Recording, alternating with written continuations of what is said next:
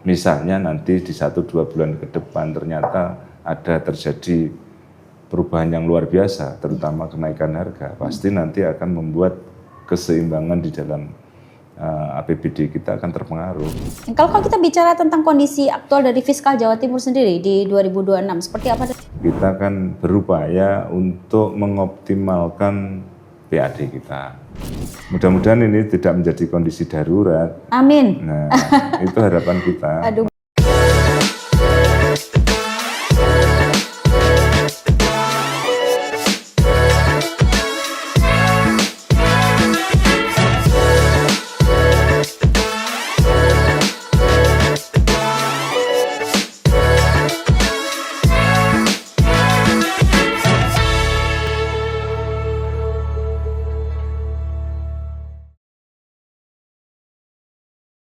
Halo, salam jumpa pemirsa. Kita kembali ada di Ngode, ngobrol bareng Dewan. Ya, ada banyak tokoh yang bisa kita simak dalam program ini dan tentunya menghadirkan beliau-beliau sosok wakil rakyat yang bisa mewakili suara hati kita untuk disampaikan pada pemerintah, kepada pemangku jabatan tertentu yang harapannya tentunya ada keberpihakan pada kita.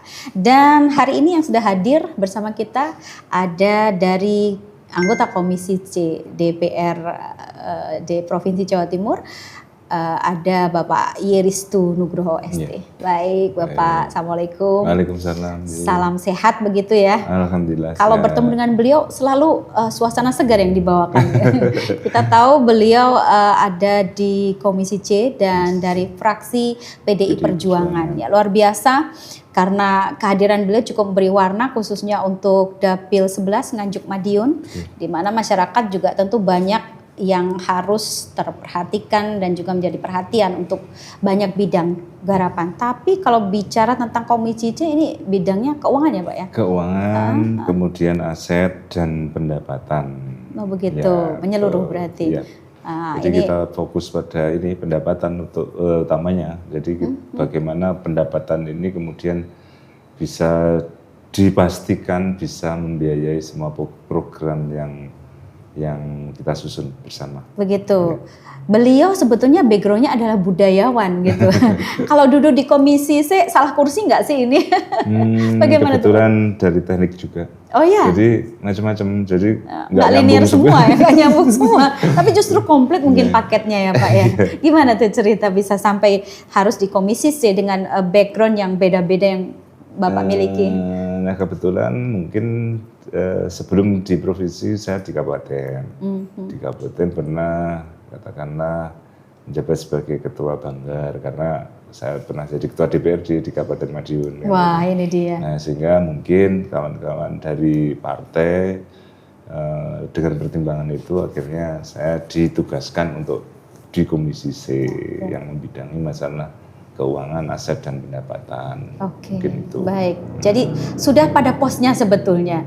Hanya kita melihat beliau kan dengan background senimannya, dengan background budayawannya, kemudian juga secara kalau kita bicara keseluruhan tentu juga butuh effort ya Pak ya untuk bisa hadir untuk masyarakat Nganjuk Madiun Pak ya.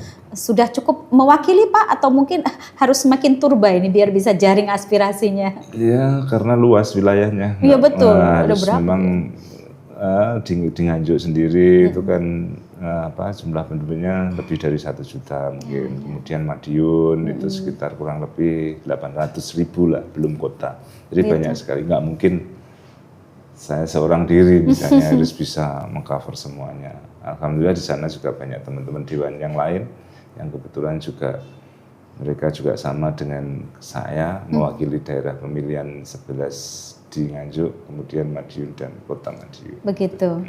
Setidaknya sampai dengan hari ini kalau kita bicara tentang bagaimana kondisi masyarakat Jawa Timur sesuai dengan tema, saya boleh bacakan dulu tema yang memang hari ini kita sampaikan pada pemirsa.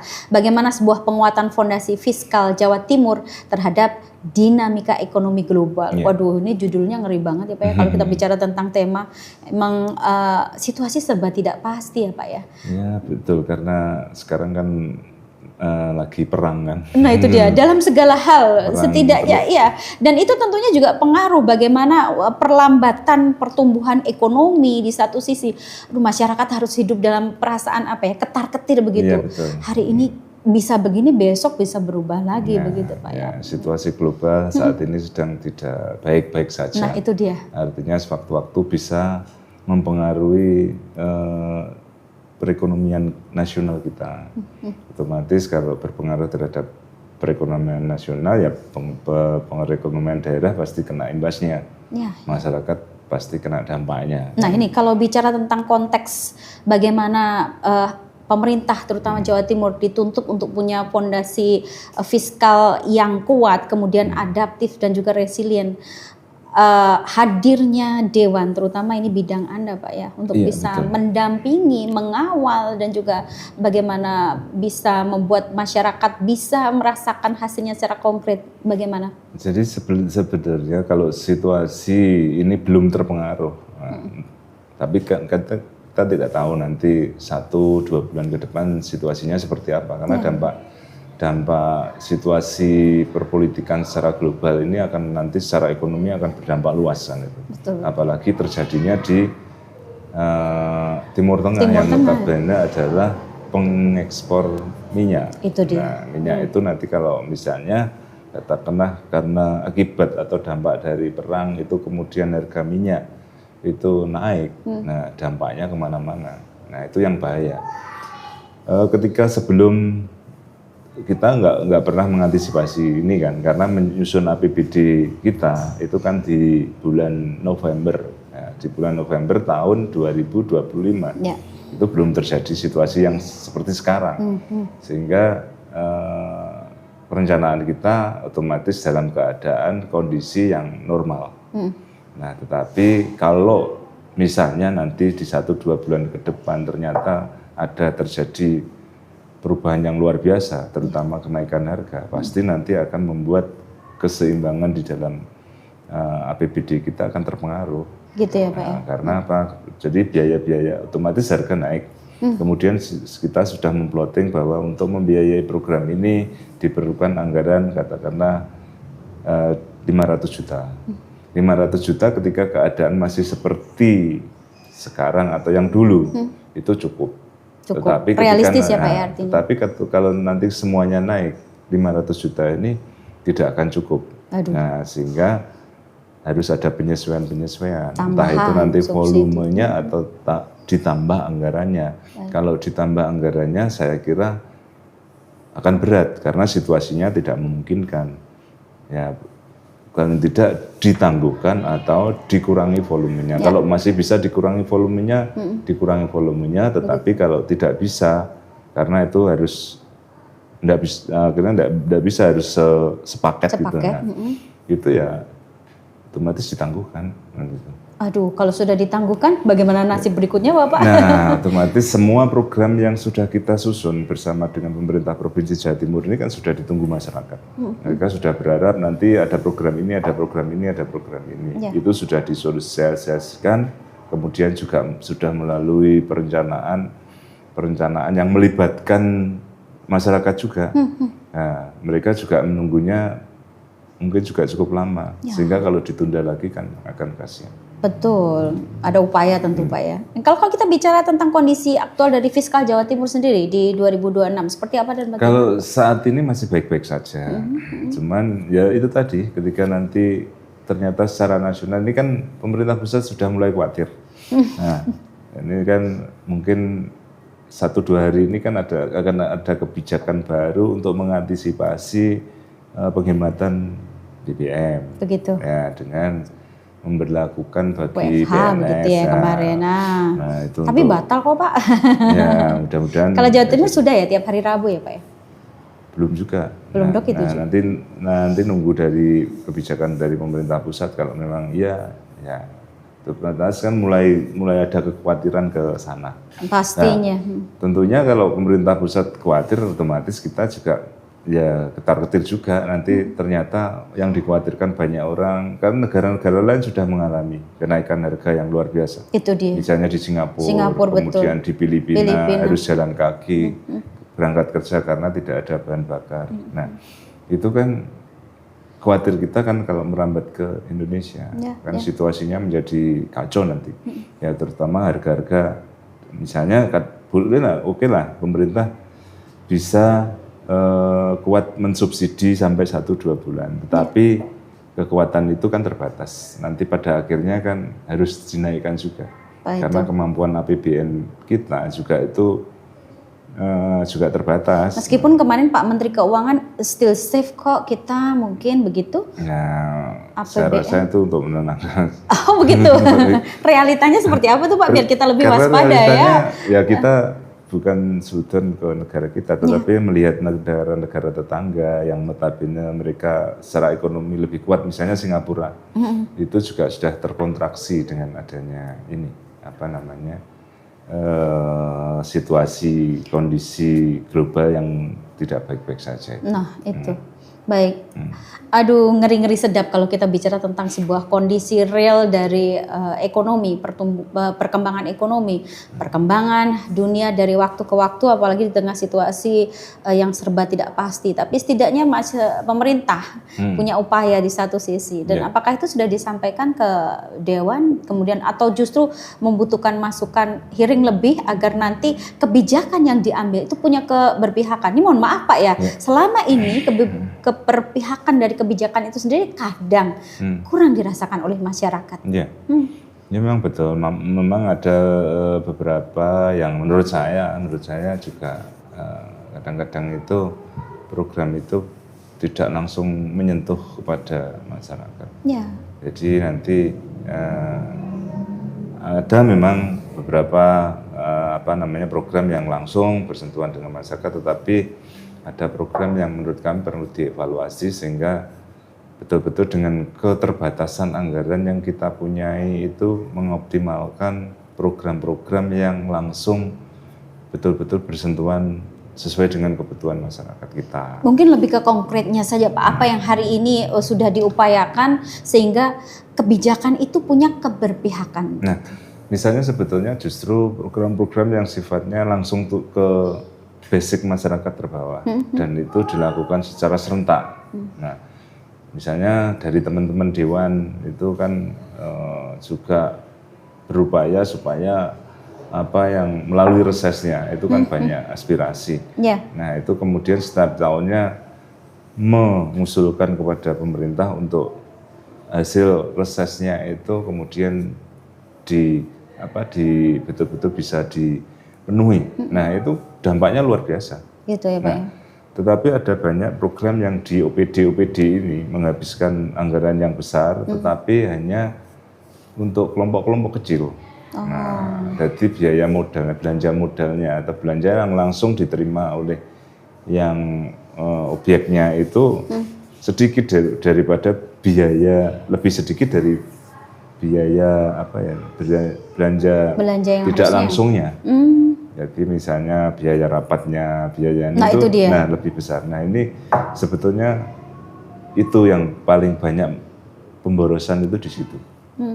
Sudah merasakan betul ya? Ya. Di situ poinnya, upayanya. Bantuan keuangan untuk pembangunan infrastruktur katakannya diberikan kepada desa. Nah itu nggak ada biaya-biaya rapat itu nggak ada. Ya semuanya untuk belanja modal. All out, all round. Iya, belanja semuanya modal harus diwujudkan dalam bentuk misalnya untuk pembangunan jalan, ya wujudnya harus jalan.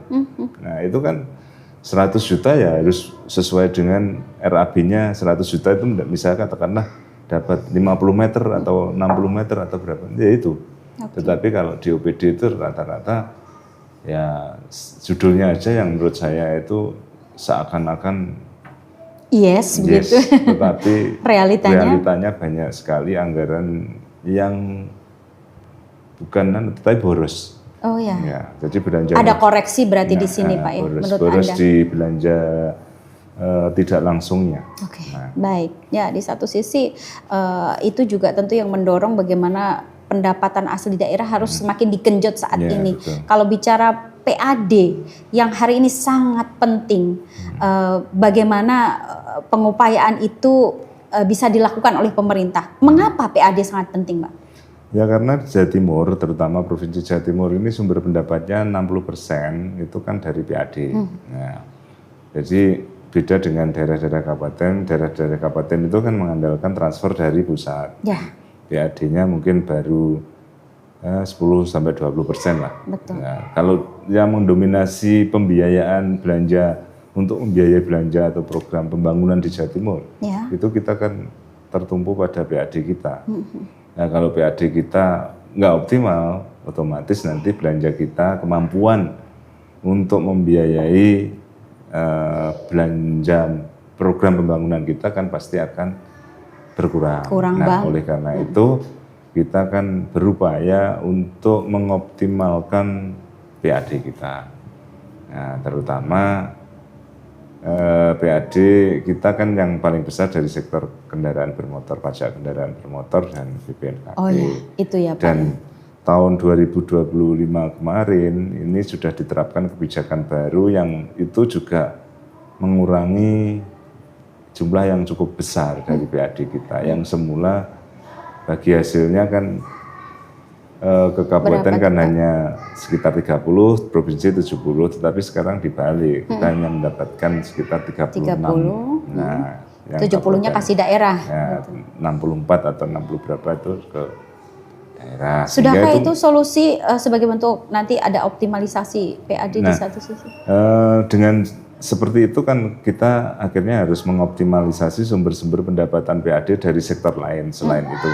Karena kalau sektor itu kan jelas sudah tergerus sekian triliun dari sektor itu dengan kebijakan atau regulasi baru yang diterapkan mulai tahun 2025.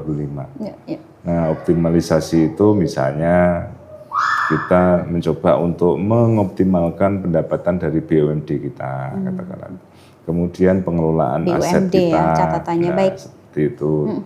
Nah, itu kita mencoba menggali itu meskipun memang ya berat karena tidak seperti pajak. Kalau pajak itu kan sesuatu yang memang nilainya besar, termasuk pemerintah pusat pun andalannya kan juga dari pajak. Ya. Dan itu angka yang pasti. Beda kalau BUMN misalnya, BUMN kan hanya berkontribusi 2% dari 2% pendapatan saja.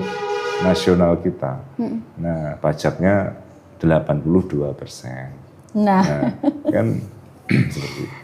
Memang bisa dibilang ini ya. Tetapi apapun kita akan berupaya. Ya, meskipun tidak signifikan seperti pajak, tetapi kita harus mengoptimalkan itu. Baik, baik. Kalau bicara tentang strategi, banyak hal yang harus dilakukan, terutama jika melihat Anda sebagai wakil rakyat hari ini. Tadi disampaikan bagaimana kawan-kawan Dewan itu bisa menjaring aspirasi. Bagaimana sebetulnya apa yang jadi kebutuhan keinginan masyarakat. Nah, ini tentu juga terkait bagaimana strategi itu sendiri, strategi untuk bisa menjaga di satu sisi stabilitas dari fiskal daerah, kemudian juga stabilitas bagaimana masyarakat juga bisa hadir di sana. Tidak menjadi semata-mata mohon maaf korban begitu, Pak. Sebetulnya kalau reses yang dilakukan oleh teman-teman Dewan atau jaring aspirasi model dari teman-teman Dewan itu menurut saya lebih objektif, artinya real sesuai dengan kebutuhan yang di lapangan, berbeda dengan yang dilakukan, bukan kita menafikan apa yang dilakukan eksekutif, tetapi eksekutif itu cara melakukan kan formal. Nah, mereka dengan jalur-jalur formal, tetapi kalau Dewan itu kan bisa melalui reses juga melalui tatap muka secara non formal. Oh begitu. Nah, misalnya ada yang mendatangi dari perwakilan komunitas ini menyuarakan ke rumah misalnya, begitu. Ke rumah saya, dan berbincang-bincang. Wakil lah wakilnya ya masing-masing. Itu mereka lebih bisa efektif dan menceritakan secara utuh. Berbeda ketika kita itu mengadakan rapat, kemudian usul, dia akan menceritakan secara utuh kondisi yang ada di bawah atau di daerahnya itu kan tidak semua orang bisa menceritakan seperti itu. Tetapi kalau tidak formal, ngobrol katakanlah, ngopi bareng. Nah itu kan lebih enjoy. Betul. Nah, saling yang satu misalnya menambah, oh ini kan gini kondisinya Pak. Nah, gayeng itu lah gitu ya. sangat gayeng. Saya akan bisa menangkap realita yang ada, benar-benar realita yang ada di lapangan. Anda lebih suka metode yang seperti itu sepertinya. Ya, saya kira lebih cerminan dari aspirasi yang ada di bawah. Baik, Makanya ya program-program yang ada di Pemprov itu ya memang kurang mencerminkan secara real apa yang dibutuhkan, karena ya memang cara untuk menyerap aspirasinya kan mereka melalui musrenbang. Satu-satunya cara kan melalui musrenbang. Musrenbang. Tapi kalau dewan kan selain reses, dewan itu kan tempat berkeluh kesah. Jadi misalnya kalau eksekutif kan jam kerjanya bisa jam sekian sampai jam sekian. Ada waktunya. Nah, tetapi kalau dewan kan enggak. 25 jam konon ya Pak ya. Ya di malam pun ya kalau Betul. misalnya Saat akan ada yang dibutuhkan. ketemu ya kita harus menerima dan mendengarkan mereka. Dan kita akan mendapatkan banyak masukan dari situ. Dan itu real kebutuhan yang ada di masyarakat. Tidak semudah itu ternyata untuk bicara anggota dewan ya. Buktinya Pak Risto tadi menjelaskan pada kita bagaimana sebuah peran atau esensi dari jabatan atau amanah yang hari ini diemban itu harus sesuai dengan apa yang menjadi komitmen awal. Kalau ada yang belok Pak, harus gimana tuh cara menghukumnya? Baik, kita bahas nanti di lain kesempatan Pak Risto. Kalau kita tadi sudah sampaikan pada pemirsa bagaimana kondisi hari ini, terutama resiko-resiko jika fiskal tidak kuat. Mungkin di sini juga ada catatan khusus Anda sebagai anggota Komisi C pada masyarakat, terutama titip pesannya agar nanti resiko yang ditimbulkan dari kondisi fiskal tidak kuat itu bisa diminimalisir. Nah, jadi begini, sampai saat ini memang kita belum merasakan dampak itu, karena memang pemerintah pusat pun masih bisa menjaga harga BBM, kan tidak ada kenaikan, dan sampai saat ini masih tidak ada kenaikan dan BBM juga masih mudah didapatkan, artinya belum langka. Ya mudah-mudahan semuanya segera berakhir, artinya konflik di Timur Tengah ini segera berakhir, situasi normal, sehingga apa yang dikhawatirkan oleh para pengamat dan juga masyarakat mengaca pada daerah atau negara yang ada di sekitar kita, dan banyak negara-negara maju juga yang akibat dari perang Teluk yang ada di Teluk kemudian berdampak pada kelangkaan minyak dan kemudian harga minyak dan akan berdampak pada kenaikan harga-harga. Nah, itu mudah-mudahan semuanya sudah segera selesai dan kekhawatiran itu tidak terjadi. Kita aminkan bersama-sama pemirsa. Kalau antisipasi terkait bagaimana nanti itu. Kita belum, karena fakta di lapangan masih aman. Nah, yang memang yang tugas utama adalah pemerintah pusat, karena mereka harus menjaga kestabilan harga, terutama harga semua produk. Itu kan paling tidak sandang pangan papan dan perjalanan. Itu kalau BBM-nya naik, apalagi naiknya kalau cuman 100, 200 atau 1000 mungkin pengaruhnya dikit. Kalau sudah langka naiknya misalnya harus naik tinggi. Nah itu kan luar biasa. Itu nanti akan berdampak pada APBD kita juga. Gitu ya. Karena kemampuan masyarakat untuk membayar pajak itu akan berkurang, sehingga pendapatan kita, target pendapatan kita itu juga akan berkurang. Seperti pada saat COVID kemarin. Betul. COVID itu kan perekonomian masyarakat lesu karena kondisinya memang seperti itu. Ya, semuanya harus dibatasi gitu kan.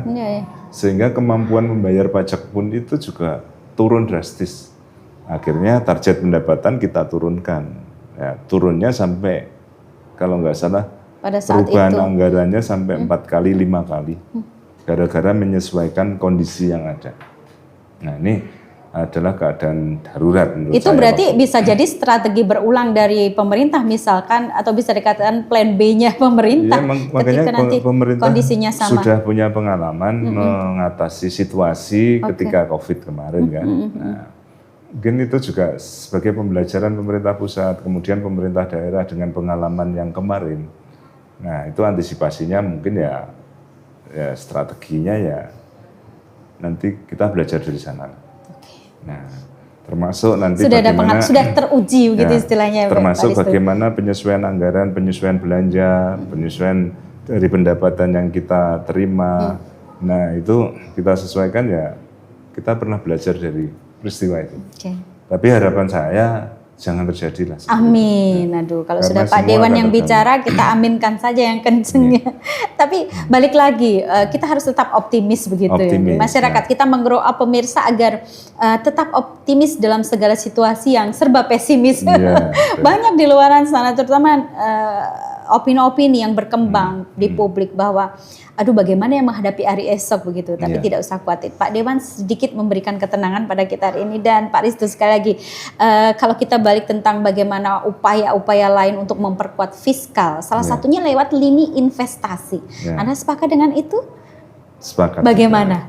Jadi kalau kita investasi memang belum banyak dilakukan oleh pemerintah Provinsi Jawa Timur, tetapi arahnya boleh ke sana juga. Oke. Nah, saya malah condong gini, pengelolaan BUMD, karena BUMD kita itu sulit berkembang. Bagaimana Ya, itu? karena memang mindsetnya para pengelola itu rasa memilikinya itu nggak ada. Beda kalau itu milik kita sendiri, pasti akan kita kelola dengan semaksimal mungkin, karena apa? Kalau rugi kan berdampak pada kita. Artinya salah kelola begitu? Bukan salah kelola, tetapi rasa handar beni kalau wong Jawa. Kurang merasa Merasa memiliki, kurang ya, ini. itu merasa ini adalah miliknya pemerintah. Pemerintah kalau ada ruginya itu juga tidak banyak membawa dampak terhadap Betul. saya. Nah, itu yang menjadikan dalam mengelola BUMD, bahkan BUMN pun seperti itu. Oke. Nah, sehingga beda dengan swasta. Swasta itu dengan aset yang sangat katakanlah terbatas. Terbatas, Dia bisa memaksimalkan, bahkan kadang-kadang bisa melejit. Tetapi BUMN itu kan punya fasilitas aset yang luar biasa. Nah, Dari pemerintah kan diberi aset macam-macam, Iya. didukung dengan permodalan, kemudian dengan regulasi yang memudahkan. pasti. Tetapi kalau mindsetnya mereka masih seperti itu, nggak bakalan. Mindset seperti apa yang Ya, Pak Risto maksud? Tidak punya rasa Handar beni tadi? memiliki. Oke, Nah, baik. itu punya pemerintah. Anda sudah menyuarakan, menyampaikan ini disertai dengan koreksi dan juga solusi. Iya, kalau sepanjang itu masih tertanam seperti itu, ya jangan harap bisa berkembang dengan baik. Nah, jadi katakanlah BUMD kita ada kurang lebih 9 sampai 10 BUMD. Nah, ini kecil sekali kontribusi terhadap PAD kita. Oh, padahal itu bagian dari aset daerah Jadi yang kalau mestinya punya dibandingkan- maksimalisasi iya, ya kalau Pak ya. dibandingkan dengan pajaknya yang bisa triliunan, katakanlah bisa sekian triliun, sampai dulu pernah 17 triliun kan Wow. dari pajak. Pajak Dia saja. cuma 2 miliar. Wah, Nah, kan jauh. jomplang, jauh. Kalau Jauh sekali. dioptimalkan pun kan itu kan ya sesuatu yang untuk menutup itu kan nggak bisa kan. Oke, dan ternyata Itu Realitanya. PR kita yang memang seringkali kita monitor, kita katakanlah melakukan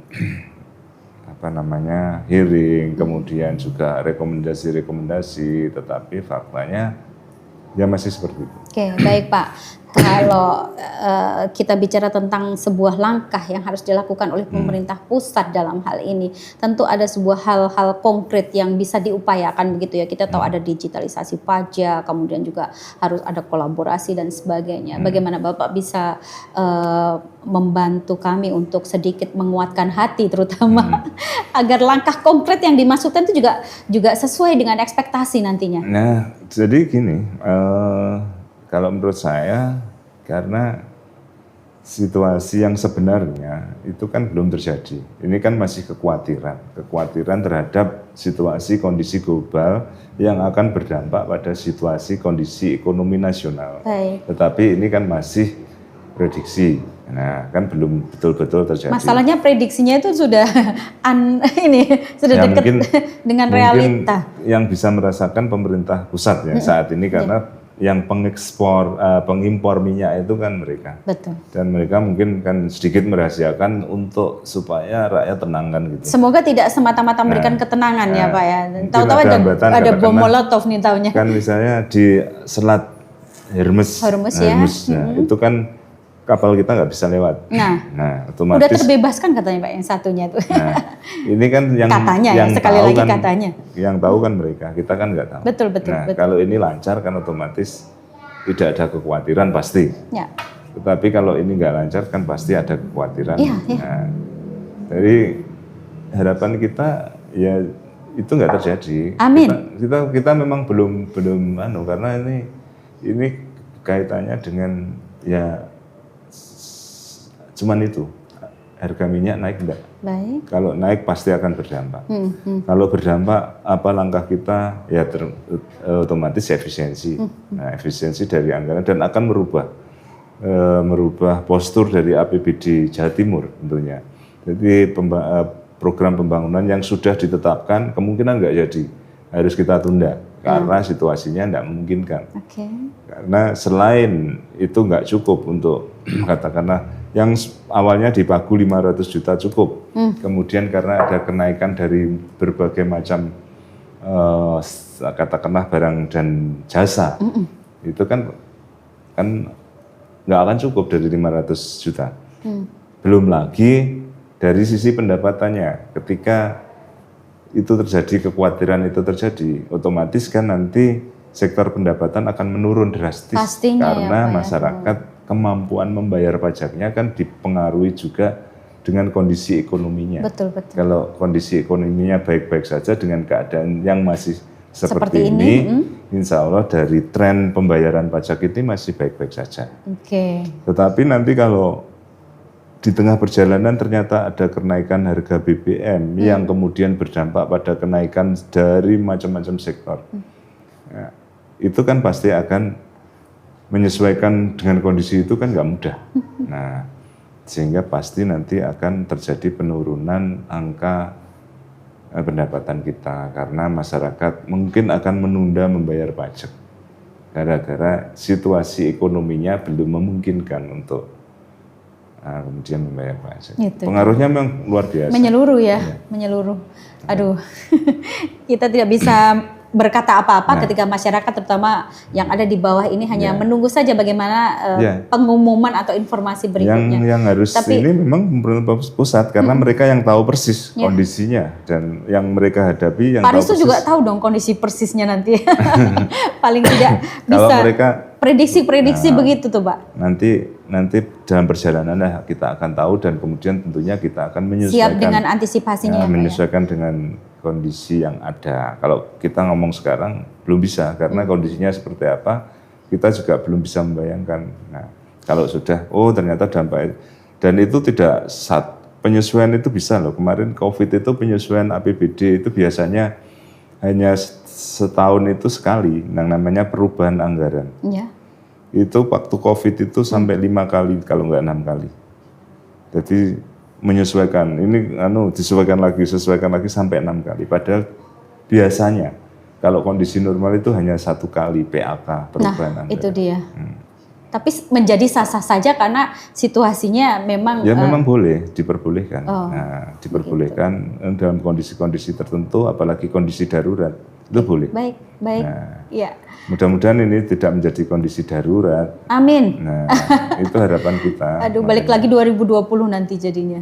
Ya. Tapi kan ada solusi Pak nanti ya, karena udah belajar, sudah pernah ada pelajaran. Pasti semua ujian pasti ada solusinya. Baik ya, senang sekali bersama beliau kita bisa bahas tentang bagaimana sebuah penguatan pondasi fiskal di Jawa Timur. Ternyata sangat penting sekali di tengah dinamika ekonomi yang tidak menentu ini ya Pak ya. Nah, sebetulnya kita itu terkontraksi betul pendapatan kita sebelum situasi yang akan datang. Nah, pertama terkait transfer daerah kemarin kebijakan pemerintah pusat yang mengurangi transfer ke daerah termasuk Jawa Timur. Baik. Jawa Timur itu kan terkurangi di tahun 2026.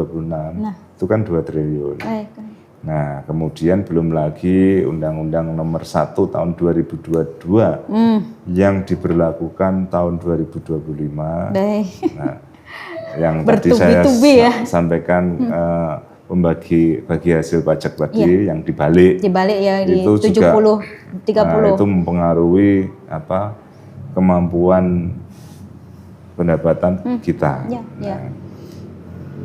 Nah, mudah-mudahan nggak ada lagi harapan. Kalau ini terjadi ya sudah ya. Game over jangan dong. Jadi kita harus menyesuaikan. Baik. ya berat lagi langkah kita. Ya apapun hari Apalagi ini. dari situ kita sudah mencoba untuk bangkit dengan mengoptimalkan semua dari pendapatan kita, termasuk dari BUMD, meskipun enggak, tetapi apapun harus kita maksimalkan. Ya. Nah, termasuk dari sektor pengelolaan aset kita berupaya supaya aset kita enggak mangkrak begitu saja. Aset yang mangkrak coba dikerjasamakan dengan pihak ketiga supaya mendapatkan income. Betul. Kalau tidak ada income, paling tidak jangan sampai biaya pemeliharaannya membebani. Dalam catatan Anda memang banyak aset yang mangkrak ya Pak ya? Banyak yang tidak dimanfaatkan. Itu dia. Baik, efisiensi belanja dan juga penguatan investasi tentunya akan menjadi salah satu penguatan dari fondasi fiskal di Jawa Timur. Baik, tetap menjaga stabilitas ekonomi sekaligus meningkatkan kesejahteraan masyarakat terutama Pak ya. Kalau investasi skala, bukan investasi Pemprov melakukan investasi bukan, tetapi kita mencoba untuk bagaimana pertumbuhan di Jawa Timur, kan ujungnya nanti kan semua program itu bagaimana ekonomi kita bertumbuh kan. Bertumbuh secara merata, itu yang idealnya seperti itu. Nah, kita sekarang lagi getol-getolnya Jawa Timur itu membuka ruang investasi bagi para pengusaha-pengusaha baik lokal maupun dari luar negeri untuk berinvestasi ke daerah Jawa Timur. Apalagi ya. Jawa Timur kan sekarang berbeda dengan Jawa Timur yang 5 atau 10 tahun yang lalu. 10 tahun yang lalu, karena infrastruktur sekarang kan sudah luar biasa. Tol sekarang sudah. Nah, apalagi nanti kalau sudah nyambung sampai ke Situbondo katakanlah atau Banyuwangi. Nambah lagi tuh ya Pak. Nambah lagi nanti pertumbuhan investor yang masuk ke Jawa Timur akan luar biasa. Dan itu tentunya akan berdampak pada pertumbuhan ekonomi daerah. Nah, itu yang kita lakukan di luar APBD kita. Tetapi apapun itu juga didukung dengan anggaran APBD. Tetapi yang kita utamakan adalah bagaimana para investor itu beralih dari, kalau yang dulu kan daerah favoritnya kan daerah barat. Iya betul. Di Jawa Barat. Sekarang geser ya. Sekarang mulai bergeser ke Jawa Timur. Dan Jawa Timur pun sekarang juga mulai bergeser ke daerah-daerah kota-kota seperti kabupaten-kabupaten yang kayak Madiun, ada di Tapal Ngawi, baik. Kemudian Nganjuk, karena ada jalan tol. Masih Matraman. Sekarang sudah banyak investor yang masuk ke sana. Nah, jadi lumayan dong Pak ya, nanti PAD-nya sudah bisa genjot dari sana.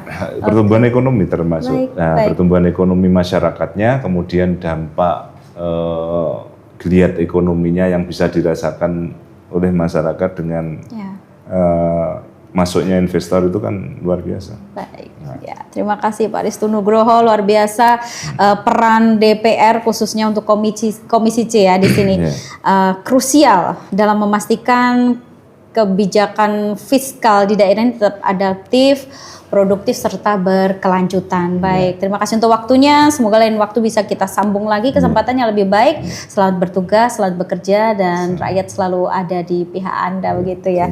Dan pemirsa, saya harus akhiri sampai di sini untuk program khusus yang tentunya sudah Anda tunggu-tunggu, dan harapannya kami bisa sambung di lain waktu untuk ngobrol bareng Dewan.